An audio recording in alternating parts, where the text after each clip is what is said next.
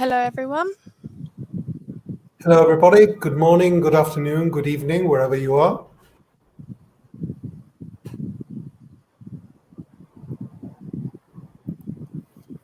A lot of people. Please let us know where you're from as you're coming in.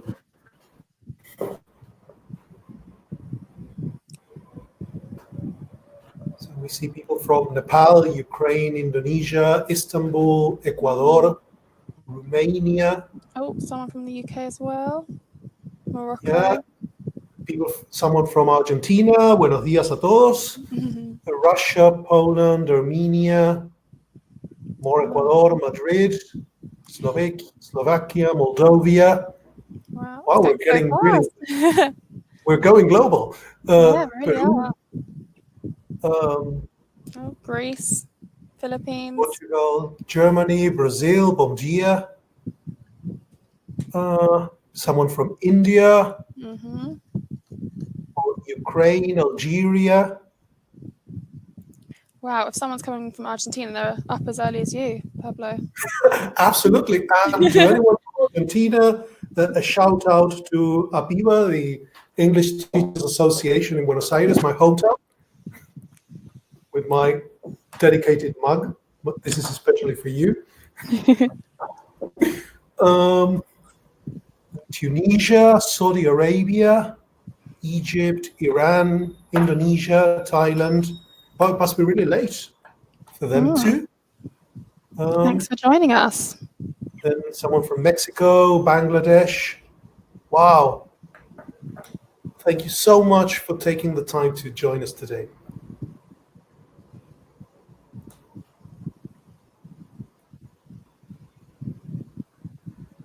So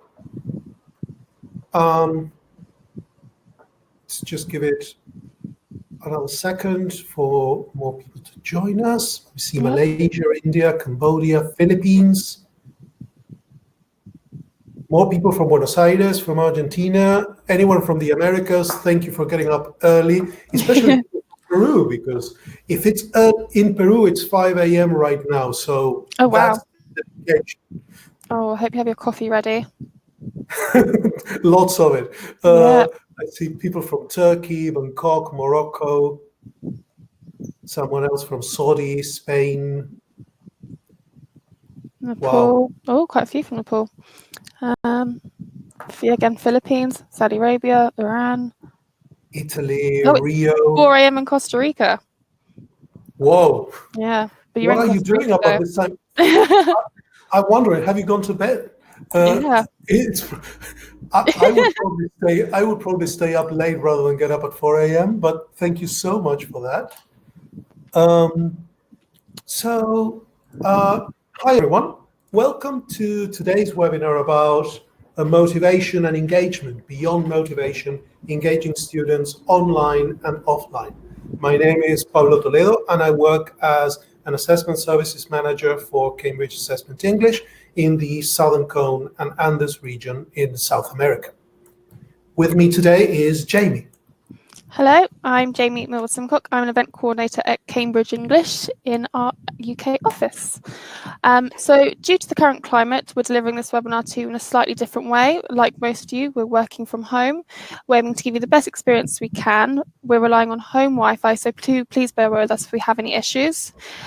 Before we start, we have a few suggestions to make the most out of today's session. Recommend using headphones to get a better quality audio and to hear better. Try not to have anything else running in the background like Skype or any other programs. Switch them off if you can. Don't worry if the picture's a bit blurry at first. It's just a live stream and it should improve in time. The same goes for audio as well. Do just bear with us. It will get better. During the webinar, you'll be able to use the chat box on your right, as most of you have already got to grips with. In here you can find the handout, which should be made available shortly for you.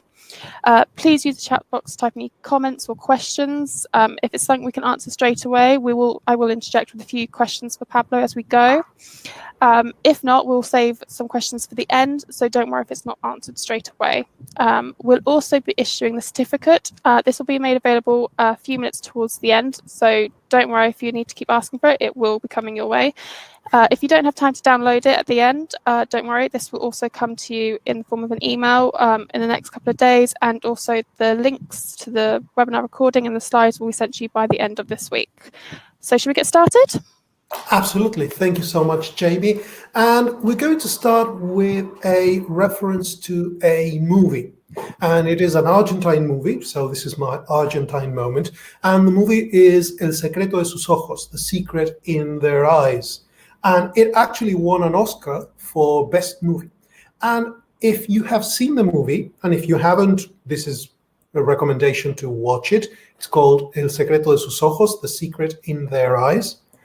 At one moment, one of the characters they're looking for someone who may have committed a crime. They're looking for a suspect, and one of the investigators in the court has an insight. Says, if you want to look for someone, you want to check for their passion.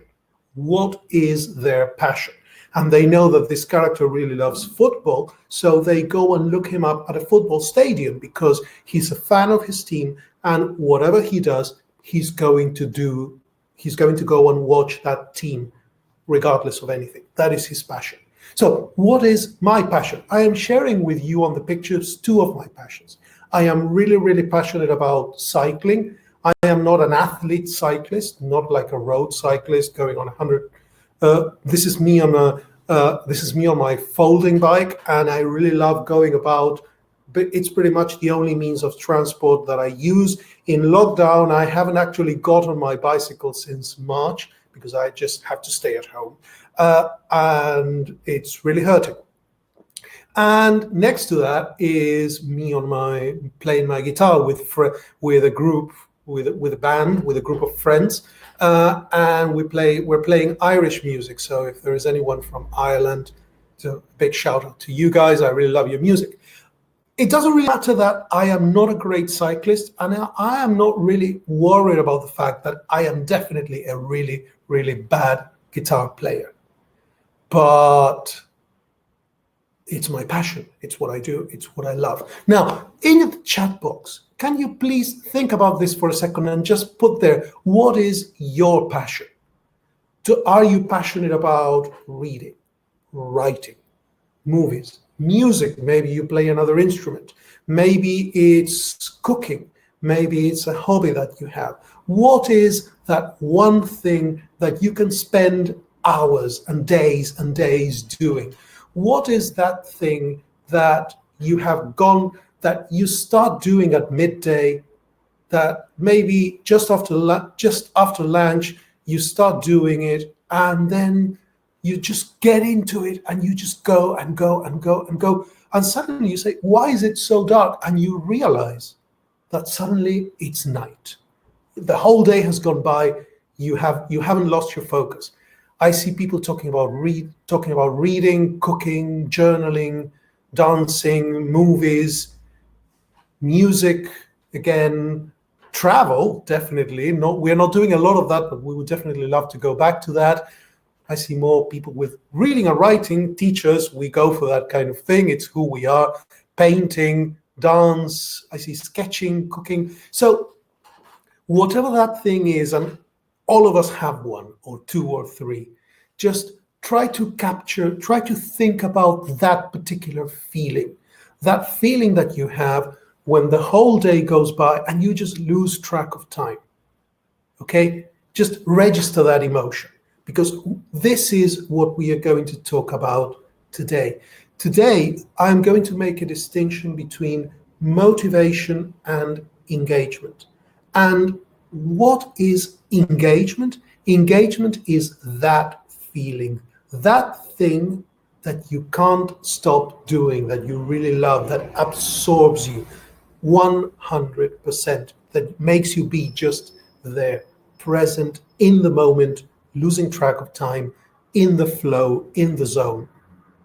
So hold on to that feeling. And to give us what is on the menu, what are we going to talk about today then? Basically three things. Number one, we're going to talk about motivation, and we're going to look at some theory and ideas around motivation, what it is, how it works, what it does. We're going to talk about motivation in general, and then we're going to talk about motivation in language learning. Then we're going to take one more step. We're going to go from the idea of motivation into this idea of engagement. We're going to talk about what it is. We're going to talk about the difference with motivation. We're going to talk about why it is important.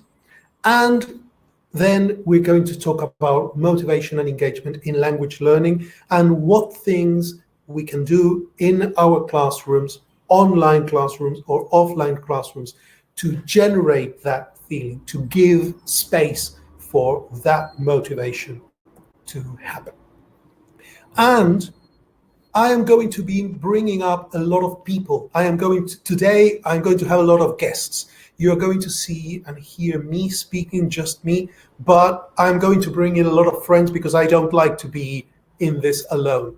And two people that I am definitely going to refer to a lot, and there is a book that goes with it, since a lot of you have put reading as your passion, are Zoltan Derny. And if anyone is from Bulgaria, please feel free to, in your minds, correct my awful pronunciation of his name. Zoltan Derny is one of my heroes in teaching. He's definitely a person that I've been reading and following for a really long time.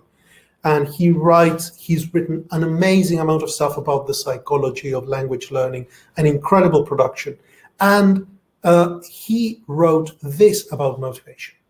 Without sufficient motivation, even individuals with the most remarkable abilities cannot accomplish long-term goals, nor are appropriate curricula and good teaching enough to ensure student achievement on their own. If you are not motivated to learn, if you are not motivating to do anything, then it doesn't matter if you have the best teacher, it doesn't matter if you have the best course book, it doesn't matter if you have the best curriculum, it doesn't matter if you have the best conditions, the best school, the best environment. If you don't want to do it, then you can take a horse to the water, but you cannot make it drink. Somehow that motivation needs to be there. And one thing that we need to bear in mind is language learning is a long-term goal. It takes a lot of time from the moment you start learning a language to the moment, well, you never finish learning a language. I have been learning English for 30 years or more, and I am still very much learning English. But language learning takes at least 6-7 years until you come to the point where you are proficient enough to gain some level of independence. That is a lot of time to sustain an activity. So motivation and sustaining that motivation is absolutely essential. And with Zoltan Derny, I would like to bring up another friend who is, well, not a friend, but another very important name for today, who is Sarah Mercer. And Sarah Mercer brings us into the next step, engagement. You can be the most motivated learner in the world, but if something distracts you and you disengage, you're off. If there is no engagement, there is no learning. The challenge is not how do we motivate students, but how do we manage their attention. You love English, you're motivated to learn English, you love your teacher, etc. But in the moment of a class, suddenly, oh, sorry, I am not engaged, I am not in the class, nothing is happening for me. So I am motivated to do this, but if I am not connecting, if I am not engaging, I'm off, that's it, I'm disengaging. And Sarah Mercer talks about this kind of like the economy of attention. Like attention is like the currency of education. So in the classroom, what we are doing is we are trying to capture our learners' attention. And we are trying to get that attention into learning and into English, not just during the classroom, but for the whole learning process, in and out of a lesson. So getting that kind of engagement, not just interested in, but actively engaged, is the secret sauce, is the thing that actually does that. So those are the two big ideas we're going to be discussing in this session. So first, let's talk about motivation. And for motivation, I'm going to bring another friend. And this other friend is a man called Dan Ariely. And he did an experiment using Lego. Don't worry, all of the things that I'm going to say are going to be linked in the handout. So in the handout, which is already available as a PDF on the side, at the side of your screens, you will have links, names, and all of the things that I'm going to mention are going to be included there, with TED Talks and YouTube videos and downloads and loads of things. So don't worry, just go there and everything will be there.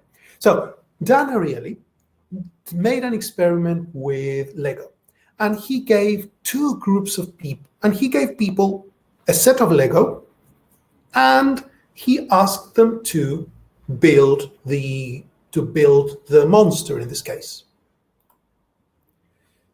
In one case, to one group of people, he said, okay, here is the Lego, do the Lego. How much money do you want to do it again? Okay, I just did the Lego, it's kind of fun, but if I am doing it again, it is not so much fun. So I need some motivation to do it. Okay, I'm going to give you money to do it again.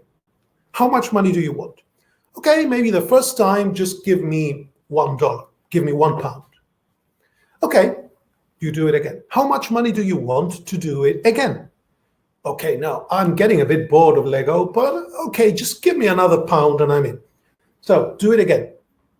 And he did it again and again and again until people said, no, I'm done. I don't care how much money you pay me, I'm not doing it again.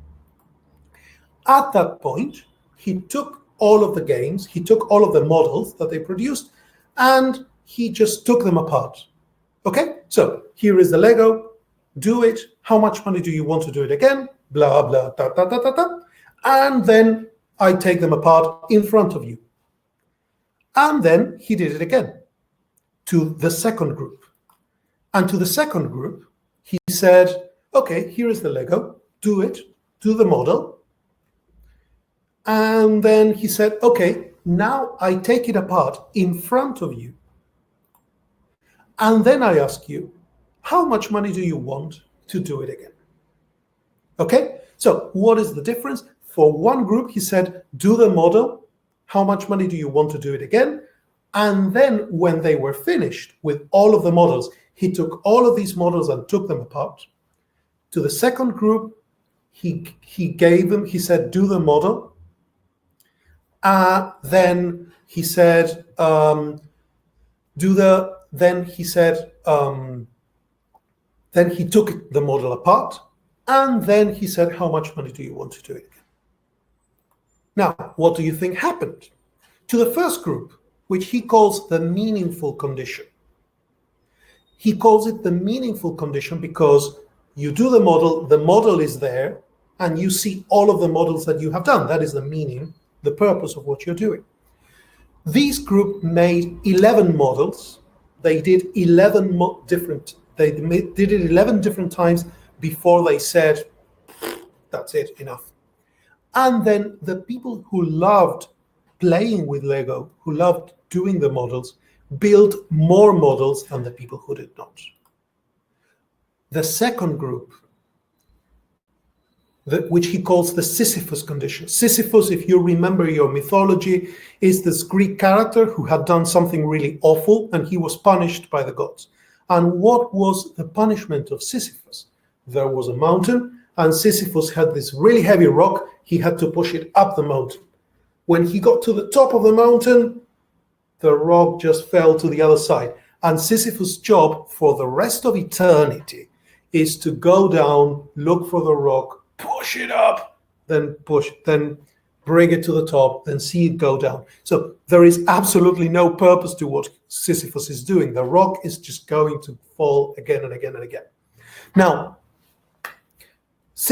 the people in the Sisyphus group, the people who did the model, then saw the researcher pull the model apart, and then were asked, they made the model 7 times, so less times, and they made the same number of models on average, regardless of their feelings for Lego. So they made it less times, but also their love of Lego, their love of the activity stopped making a difference. Think about that for a moment. How we can, this idea of the meaning, the purpose of what we do has an impact not just on how driven we are to do something, but how our internal drives, how our passion for something, whether it makes a difference or not. You can be interested in learning, but if what you are doing doesn't have a purpose, apparently your interest stops making a difference. That's an idea to consider. Let's look at another example. This time, Dan Ariely gave candidates a word search. You know, the typical thing, the classic game that we do in our classes where you have to find words in a grid. And then he asked people to do it, to do the word search.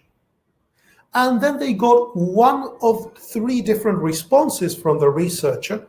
And then they asked them, how much money do you want to do this again? So what were the 3 responses that they got? One was acknowledgement. So do the word search. The researcher took it, said, aha, put it in a folder. How much money do you want to do it again? Number 2, ignored, simply no response. So they do the word search, they give it to the researcher puts it in a folder, doesn't register, and then says, how much money do you want to do it again? In the third case, absolute rejection. So they do the word search, they give it to the researcher puts it in a shredder, destroys the word search in front of their eyes, and then says, how much money do you want to do it again? So, my question to you is, what do you think is going to be the difference between the different scenarios? There is a poll on the right of your screen. So, do you think people will say, I want more money when my work is accepted? Remember that if you want more money, it means that you are less interested in doing it, because you say, I want a bigger motivation. So I want more money when my work is accepted. I want more money when my work is rejected. I want more money when my work is ignored, or it doesn't really make a difference to me. So I see that I want more money when my work is accepted is having a very, very clear lead but interestingly, it doesn't really make a difference to me is growing. So take a minute, think about that. So are you more or less interested in doing something depending on whether your work is accepted, ignored, or rejected? Let's look at the results. The jury is in. And we are going to measure this in terms of how much money they were asking for, what Dan Ariely calls the reservation wage. It's not a lot of money, it's just cents, but it's basically, if you want more money to do it, it means that you are less interested. So let's see the results. If the work was acknowledged, people asked for an average of 15 cents to do it again. So 15 cents. If the work is ignored, people were asking for about, let's say, 25 cents. So there is definitely a gap there. What do you think is going to happen when the work is rejected? Look at that. Yes, they were asking for more money, but were they asking for a lot more money? And here is the challenge.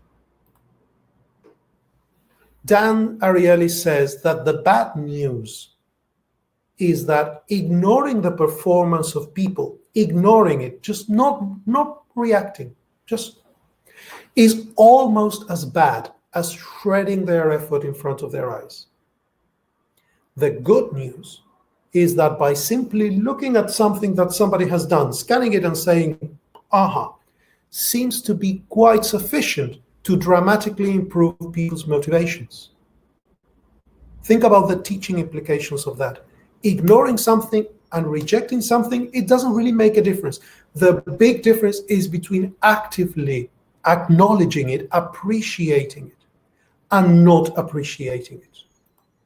So the good news is that adding motivation doesn't seem to be so difficult. The bad news is that eliminating motivations seems to be incredibly easy. And if we don't think about it carefully, we might overdo it. So just think about the teaching implications of that as we move into the next part, because now we're going to go from motivation into engagement. And for this time, I'm going to bring more friends in and different friends. And for now, I'm just going to show you these two faces if you know who you are. And interestingly enough, there were people from Nepal joining us. So the people from Nepal probably will recognize one of these faces. So I'm not saying anything. I'm going to tell you in a minute who these people are.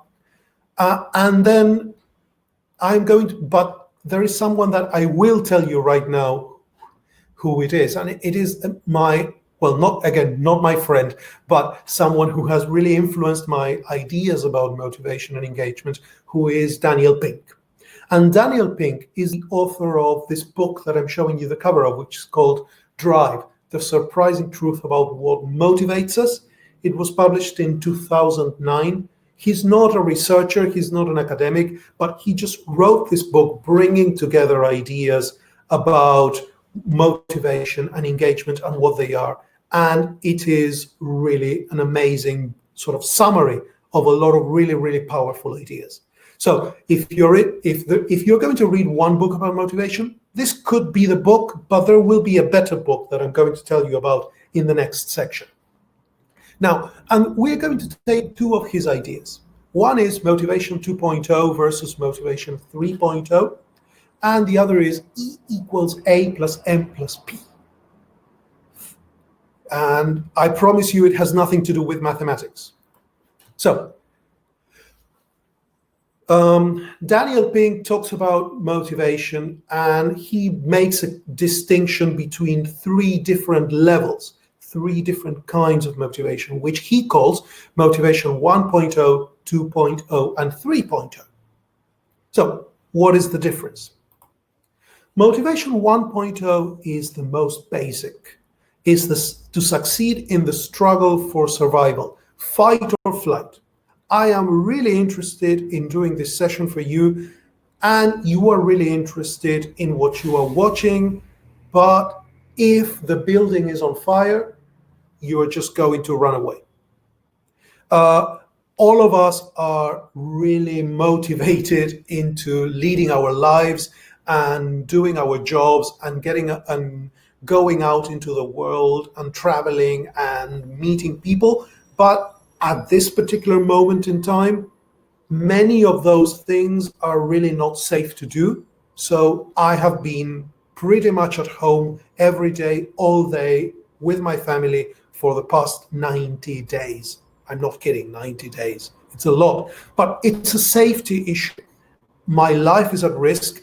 Other people's lives are at risk. So this is motivation 1.0, and nothing is more important than that. If you think your life is in danger, you're going to run away. Nothing else matters. Motivation 2.0 is the classic sticks and carrots. It is if you do something, you get a reward, you get a carrot. If you don't do it, you get punished, you get the stick. So sticks and carrots. That is motivation 2.0.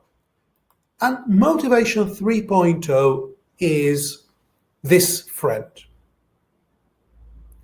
And let's see if anybody got it. If you recognize the face, just put it in the chat box, because we are talking about George Mallory. George Mallory was the first European person to climb Mount Everest. And he did this in the year 1923. And they asked him, why climb Mount Everest? And his response is just amazing because it's there. So why do you do that? Because it's there. Is there a reason to do it? No. Is there a prize for climbing it? Not really. If you ask a mountain climber, why do you climb that mountain? Is it because they like the activity? Climbing is really painful. It is super dangerous. A lot of people die climbing. And the people who don't die, they get frostbite, they lose fingers, they lose their noses, they suffer a lot. They have to train their whole lives just to go up those mountains and to be there. And what is the reward? I asked a friend who climbed Mount Aconcagua, the highest mountain in the Americas. It's over 6,000 meters. And I asked him, how long did you spend when you got up there? Because he had been training for years and it took him 3 weeks to go up. And then he said, I spent about 5 minutes there. It's really cold and you cannot really spend a lot of time. So all of that work to go up there and spend 5 minutes, yeah. Why? Because it's there. That is engagement. If you want to know about being driven to do something for no practical reason, ask a mountain climber. Ask my friend George Mallory. Now, so what is this difference between Motivation 2.0 and Motivation 3.0? Motivation 2.0 is about external rewards and punishment, the stick or the carrot.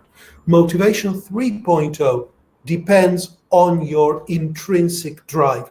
I want to do that. I have to climb that mountain.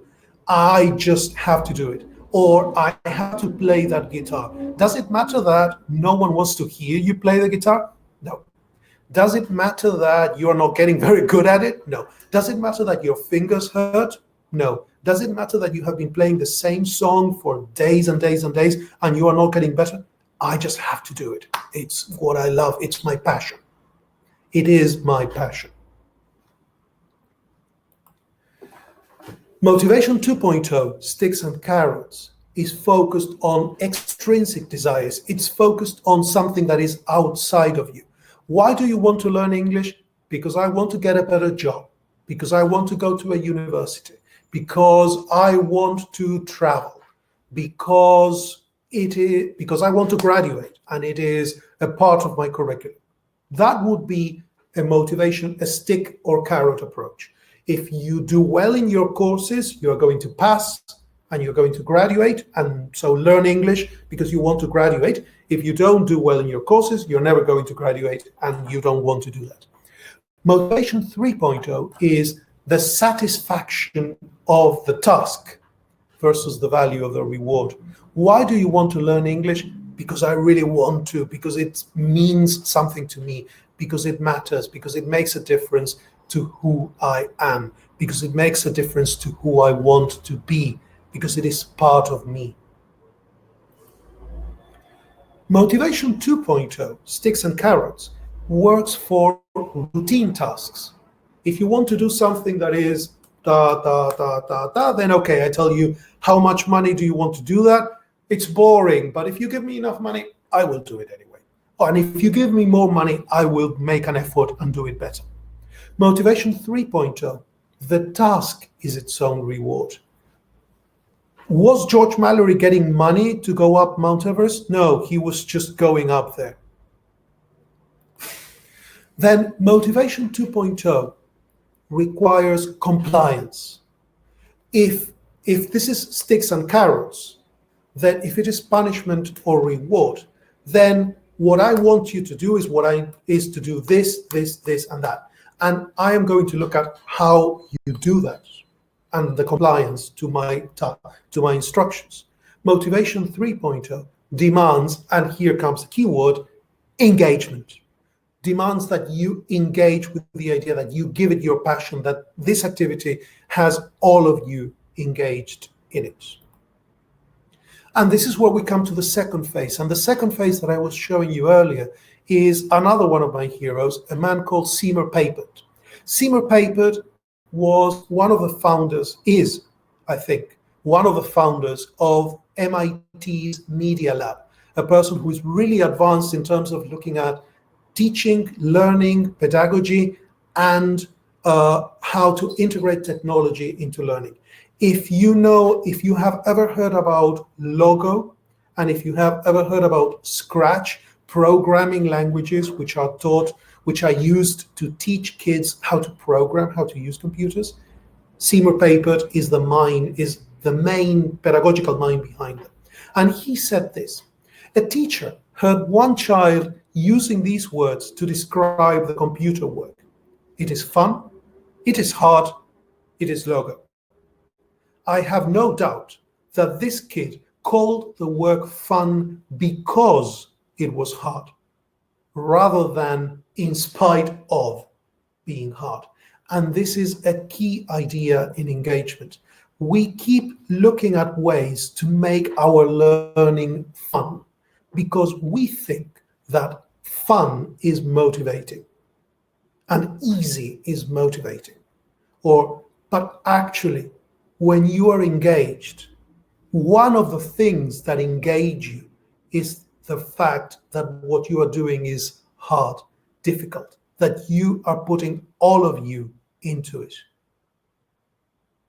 Think about that and think about the teaching implications of that. We will come back to this idea in a minute, but just hold it in your head for a second. And now let's start talking about language learning, because so far we have been talking about motivation and engagement in general activities. We've been referring specifically to language learning. Let's focus on that for a minute. And now we're going to go first into Zoltan Dernier, I told you I was going to struggle with pronunciation. And Zoltan Dernier wrote about the psychology of language learning, fascinating work over a period of time. And his latest model on motivation in language learning talks about the motivational self system. He calls it the theory of the possible selves. What he's saying is that to sustain the motivation of learning a language over a really long period of time, you need to have three ideas or three visions in your head. One is your ideal second language self, your ideal L2 self. What is that? I want to become a person who speaks English. And what does that mean to me? That is the important thing. Maybe to me, a person who speaks English is a person who uses English to communicate with people from other cultures. And that is important to me. Maybe to me, a person who speaks English is a person who is international or who is successful in their work, or who uses that language to share ideas and their own culture and their own identity with the world.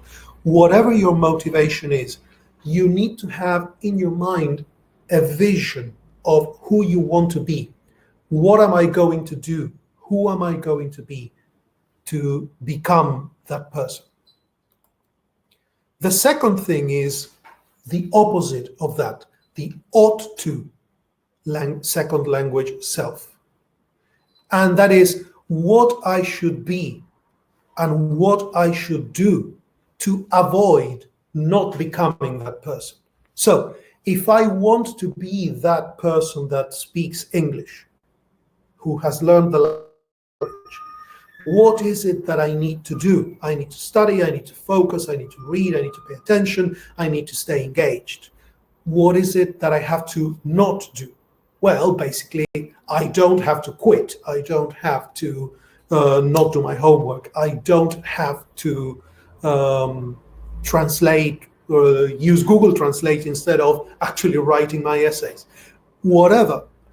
So you need to have an idea. So you need to know who you want to be, and then you need a vision of what you need to do and what you need to not do to become that person. And then, and this is where your teacher comes in, or this is the most active part, comes your second language, your language 2 learning experience. So my learning environment and my experience, my classroom, my teacher, the space in my classroom, my classmates. Do I feel safe speaking in that classroom? Do I feel safe making mistakes in that classroom? Do I feel that going to that classroom on Mondays and Wednesdays, or connecting to that online lesson, is actually something that I want to do, that is helping me, a space where I feel safe? These three ideas, these three selves work together. These three visions work together. And Zoltan Derny talks about that from the perspective of visions and visualizing those ideas. And he says, where there is a vision, there is a way. And he writes a lot about how to generate that vision and how to foster it. If you're interested in the handout, there is a link to his website, and there are tons of chapters and presentations that he has done on these ideas. So if you want to read more about that, if you want to engage with those ideas, just go to Zoltan's website and look that up, or read his book coming up. And his book is the book that he has just published together with Sarah Mercer, the other person I told you about at the beginning of this session. And his book is called, and their book is called, Engaging Language Learners in Contemporary Classrooms. It's specifically about language teaching and learning. And it was published by Cambridge University Press 2 months ago. So it came out in March 2020. So all of the things all of the ideas all of his ideas and Sarah Mercer's ideas that I'm talking about are fully detailed in his book and in a number of webinars, which are also linked to in the handout. So if you're interested in this, Zoltan Derny's website is a good place to start. This book is a great place for a summary. Now, going back to Daniel Pink, Motivation 3.0 is what we are going to call engagement, is definitely engagement. And Sarah Mercer and Zoltan Derny define engagement in very simple terms: active participation and involvement in learning activities. The idea is, so the key words here are active, it's something that you need to do, it's involvement, something that you need to engage with, and then the learning activities, because we're talking about learning. But let's give it a little bit more detail. Number one, engagement is about active participation. It's something that you need to do. It is not sitting in your class and listening. Okay, listening is active, and there are things happening in your head. Reading is active, and there are things happening in your head, but you need to do it. It is not enough that you sit and watch. And this is very important when we are talking about the online environment, because there is a tendency when we go online to be less active as a learner. It is not going through the motions. It is not about compliance. It is not about do exercise 1, 2, 3. It is not about being busy. It is not about just being all the time, just doing an activity, then another exercise 1, exercise 2, exercise 3, listen to this, read that. That doesn't necessarily generate engagement, and that doesn't mean that you are engaged just because you are doing things.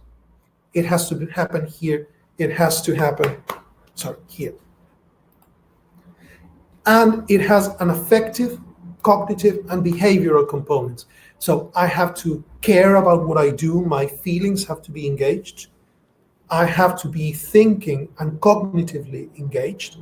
So it is an intellectual thing, it is an emotional thing, and it has behavioral things. So something that I feel, it is something that I think about, and it is something that I do. And here it is getting a bit more mathematical, because Sarah Mercer and Daniel Pink talk about each of them mentions 3 components of engagement, and they have a tiny difference. So what is the element? What is it that they mention? Sarah Mercer says that for motivation to happen, and this comes from self-determination theory, the first thing that you need is autonomy.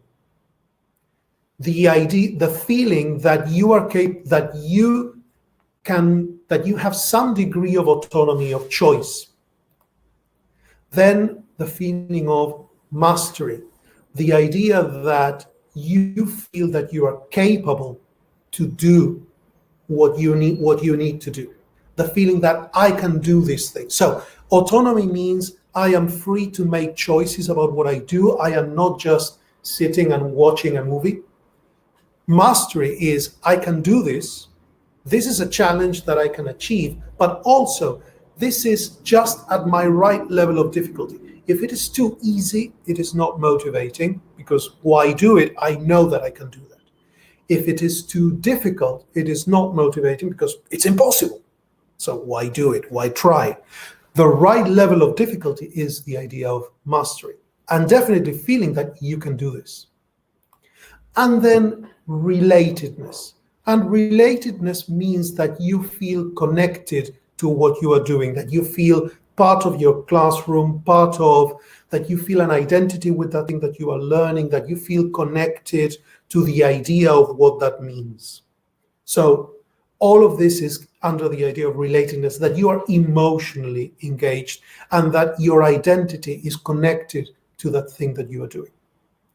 Daniel Pink says almost the same thing. He says that autonomy is important, and he says that mastery is important. But then he talks about a third thing. Instead of relatedness, he talks about purpose. And it is a similar idea, similar but not the same. Purpose is I feel that this thing that I want to do is important to me, is important to the world, that it is going to make a difference, that there is a mission in that. So these two models, I feel that they are interesting because they share autonomy and mastery. So they're coming from the same place. Relatedness and purpose, I feel they are connected ideas but complementary. And they are really interesting to consider. Do we think of engagement? So there is definitely something about having choice in what I do that is important to autonomy, to generating engagement, to feeling engaged. And there is definitely something there about how to manage the mastery side of things. But then some people think about it from the perspective of how connected I feel, how engaged in my emotions. Daniel puts it more as how am I connected in the mission sense. Interesting to hold these things and to think about. I think it's both. I think relatedness and purpose are kind of definitely connected, and as a complement, they really say what needs to be said about that, which is why I wanted to present these ideas to you. Now, let's talk about teaching, and let's talk about assessment, because assessment is part of teaching. And here, I'm going to go back to Clara. I'm going to go back to Sarah Mercer. And Sarah says that engaging teaching is Clara. Clara. Who is Clara? So let's talk about Clara. The C in Clara, so engaging teaching is challenging. First of all, challenging means Goldilocks. If you remember the story of Goldilocks, Goldilocks gets to the bear's house, and she sees 3 beds. One is too big, one is too small, and the third bed is just right. And then she sees 3 bowls of porridge. One bowl is too cold, one bowl is too hot, the third bowl is just right. Goldilocks is this idea of the level of challenge. If an activity is too easy, it is not motivating. If it is too difficult, it's impossible. Why should I try? Goldilocks is the right level of challenge. And 2 writers, 2 very, very big ELT names who have sort of recently been talking a lot about this idea of challenge in language learning are Dave Noonan and Jim Scrivener. And they have been talking in IATF conferences and in a lot of workshops, and they set up a website, which is in the handout. They've been talking about demand high. And what is demand high? Demand high is their idea that one of the things that happen in communicative language teaching that have been happening is that we are not challenging our learners enough, that we are focusing too much on making it fun and easy, and we think that fun and easy are the things that engage, and where actually the things that engage are challenging more, demanding more. It's an interesting idea, and it's an interesting sort of perspective to look at teaching. Are we challenging our students enough, or are we just giving them activities that we know they can do because we think that if we push them too much, they will disengage? Actually, if we don't push them enough, they will disengage. Some people are putting in the comments things about I+1, L+1. Definitely there is, yes, absolutely, in natural language, in the natural approach, there is something about the idea of the right level of challenge. If you are into Lev Vygotsky and constructivism, this is the zone of proximal development, this idea that you are at this level of competence and that you can develop more that you can do something that is a little bit more difficult than your level. You can do this, and this is actually the opportunity for learning. Now, what is the L in Clara? The L is for learner-centered. Something is engaging if it is challenging. Something is engaging if it is learner-centered. And learner-centered means learner choice, and it means learner voice.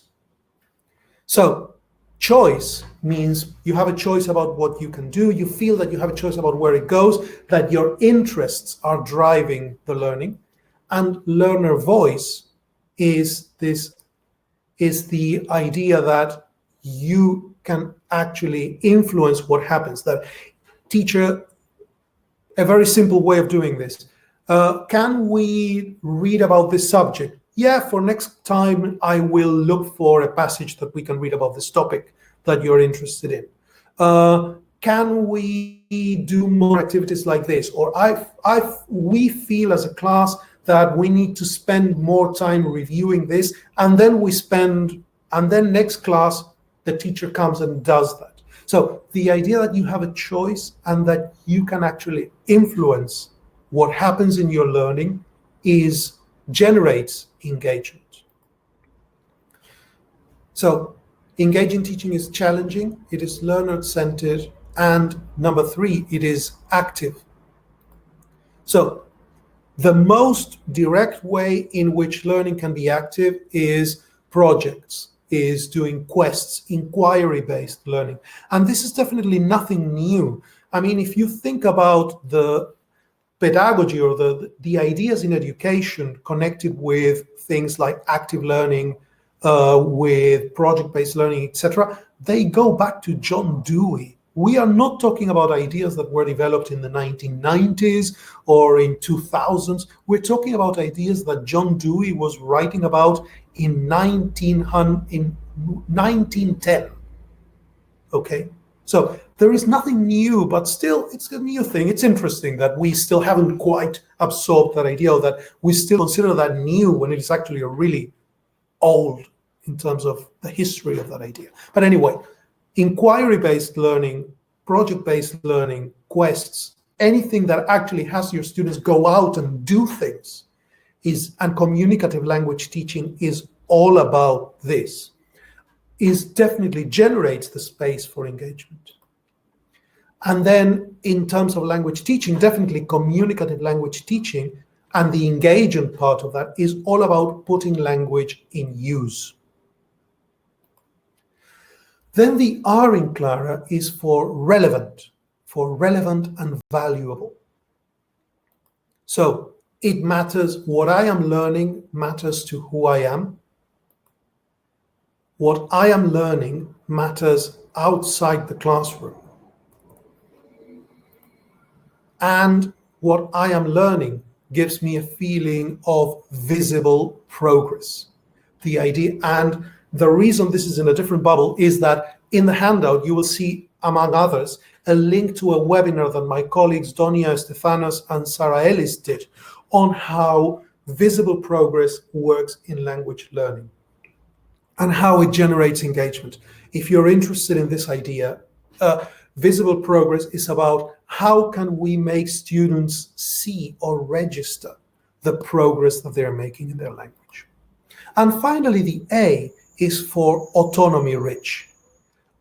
Engaging learning generates the feeling of autonomy or opportunities for autonomy. Autonomy over what students do. They can choose what activities or what approaches. Autonomy may be about when they do it. They do it in the classroom, they do it outside of a classroom. And online learning gives you lots of options for managing the when to do something. If you look at approaches like flipped classrooms, if you look at things like MOOCs, or if you're using stuff like Google Classroom, gives you lots of opportunities. Autonomy can be autonomy over how you do something and who you do it with. The typical John does it with Susan, but maybe John doesn't like Susan. Maybe John would rather do it in a group of 5, or maybe John would rather work alone, or maybe Susan would rather work with Peter instead of John. So that kind of autonomy. Now, Clara is just 5 very simple but really general concepts. If you look at Sarah Mercer and Zoltan Derny's book, or at the webinars which are linked in the handout that they delivered on these topics, they go into a lot more detail about each of these points in Clara and what they mean and how they work. But this is just but I feel that these 5 powerful ideas are enough to get you started on your journey. Now, I work for Cambridge Assessment English. Where does assessment come into that? Assessment, the right kind of assessment used at the right time. And friends, if you're watching this, you probably know that in our YouTube channel for Cambridge Assessment English, we have a lot of webinars that we have been doing over the years. If you want to know more about the options for assessment and how assessment fits into teaching and all that, there are lots of webinars that we have done over time. So please go into them. But I will just mention a few ideas just to wrap up, to incorporate assessment, because we've been talking a lot about teaching and learning. We haven't said anything about assessment. So, number 1, assessment. If you do it in steps, if you set goals and you assess goals, milestones, assessment can give you the Goldilocks effect. So, if we are in a course that is going to take you from knowing no English to knowing a lot of English in the course of 5, 6, 7 years, however much, at the end of year 1, you need some kind of milestone. And you need a challenge, which can be your A1 exam or your A2 exam or your B1 exam. That gives you the right level of challenge. If you have a B1 learner, if you have an A2 learner and you say, okay, now you're going to sit for your A2 exam, that is just right. If you say you're going to sit for a B2 exam, too difficult. A good assessment tool works with clear standards and gives you clear steps to go from one step to the other. That fosters the feeling that generates the idea of mastery. I can do this, but also the idea of purpose. I want to continue studying, so I reach that next step. If the language that is in your test or in your assessment uses real language and uses real language needs and real language skills and competencies, if you feel that in the test is not just looking at 20 synonyms for one word, but actually asking you to engage with language in ways which are real and used in the real world, that gives you a sense of mastery and purpose as well. If the assessment tool that you are using has recognition and valid, and you can use it to travel, you can use it to get a job, you can use it to study at university, that gives you a sense of purpose, kind of instrumental motivation. And also, if the results that you get are going to validate, are going to tell you that you've done well, are going to give you sort of ideas as to the things that, what are your strengths, what are your weaknesses, how can you get better? And those things are going to give you a sense of achievement, definitely, and the autonomy to focus on your weaknesses and to celebrate your strengths. These are just some ways in which assessment can be a motivating or engaging tool. Now, where to go from here? Because we are almost at the end of a session. So here are some webinar recordings that you can explore. All of these are in your handout, so don't worry. Then if you want tools to use in your classrooms, we at Cambridge English have put together this supporting teachers website during the current lockdown situation and online teaching being here for all of us. All of the resources that we create, all of the resources that we have put together, and more of them are coming out every day, and all of the resources from Cambridge University Press and Cambridge Assessment International English are on this page, and through this page you can have access to them. Then teaching resources, materials for exam preparation, blogs, webinars like this one, access to tools like Write and Improve, support packs, all kinds of things, including this teacher support pack, which has basically everything that you need in one interactive document, electronic document, with links to absolutely everything. So if you're looking for tools that you can use to make Clara happen, everything you need is right here. So Jamie, perhaps this would be a good time to go to some of the questions that have been coming up in the chat box. Yeah, right. Well, everyone's been saying it's been a fantastic webinar, so thank you, Pablo, for that. It's been really good. Lots of engagement. A lot really around sort of Daniel Pink's book, really. So one question was, does visible progress matter in Motivation 3.0? Visible progress matters a lot. And actually, it matters more for Motivation 3.0 than Motivation 2.0. Because actually, if we are talking about sticks and carrots, punishment and reward, the only thing that matters is, teacher, do I get the stick or do I get the carrot? But it doesn't really matter how much learning I have done. Visible progress, the idea that I am not focused on my stick or carrot. I am focusing what I have actually learned. And that is what generates the engagement. Sort of the idea that I am not focused on, is the teacher going to give me a good grade or a bad grade? Am I going to pass or fail? Is the idea that I can see the progress that I have made. And that progress is the reward. So the reward in Motivation 3.0 is in what you do, not in what you get from what you do. Okay, yeah, brilliant. And then again, something relating to Motivation 3.0, is it social or purely internal? And that is a great question, and it is both. This is where relatedness and purpose come in. That is the social, and how related you feel to something and where you see the purpose of what you do is deeply personal and has to do with who you are, but it is also social. So it matters to me, and I want to do it, and I am interested in that as myself. I like it. It gives me pleasure. It's going to be useful. It's going to make me move forward in life. But it is also going to have an impact to the people around me, to the place where I live, to all of it. They go together, actually. Usually, an individual drive goes together with a social, sort of an individual reason goes together with a social reason. So it comes sort of, and you need to foster both. As a teacher in the classroom, to generate a space where there is like a collective, like a group engagement, and sort of, and that is a really important thing for teachers to work on. So it's both, actually. Brilliant. And so it's just one more quick question, I think. Just got time for one more. In schools, a lot of students aren't motivated to learn English. What can we do to engage them? So it's probably quite a lengthy one to talk about now, but I think you've covered it quite well in this. I think it's really I'm going Keep to going. just, an interesting thing here is there is something that Sarah Mercer says in one of the webinars that are linked in the handout, which she did for Cambridge University Press, Cambridge at Home experience. And she says, there is this saying, you can take a horse to the water, but you cannot make it drink. Like, you can bring a student into the classroom, but you cannot really make them engage.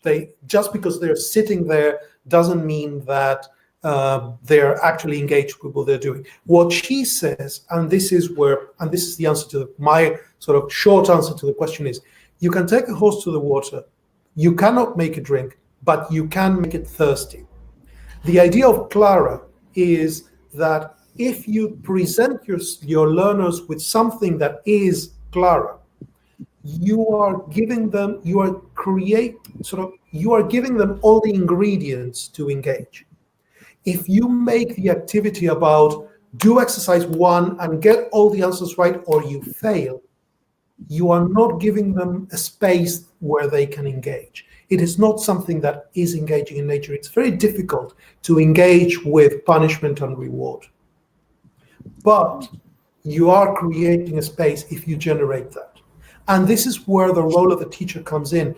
Again, I mentioned Vygotsky earlier. One of the powerful ideas in developmental psychology in Piaget, in Vygotsky, is that the role of the teacher is to be the adult, the adult figure, the more experienced figure in the learning process. And the relationship between the learner and this more experienced figure is actually a big driver in the learning and the engagement. So if you are there as an example, that is definitely going to generate the engagement. And your role, the teacher's role here, is absolutely crucial. This is where we teachers can really make a difference. Wow, that was really great. Thank you for such an amazing webinar. There's a couple of people just commenting about downloading the certificate. If you're having trouble, don't worry, it's again will be sent out to you, and it's an editable PDF, so you can enter your own name into it. But I think that's all we've got time for. Pablo, thank you so much, as always, and getting up early, as per usual with us. So thank you so much for giving up your time and for a really fantastic and engaging webinar. Thank you, Jamie, and to everyone who joined. Thank you so much for giving us the time, for being with us today. Feel free to go on YouTube a few days from now and just re-watch. And good morning, good afternoon, good evening, wherever you are. Thank you so much for joining us. Goodbye. Thank you so much, everyone. Bye.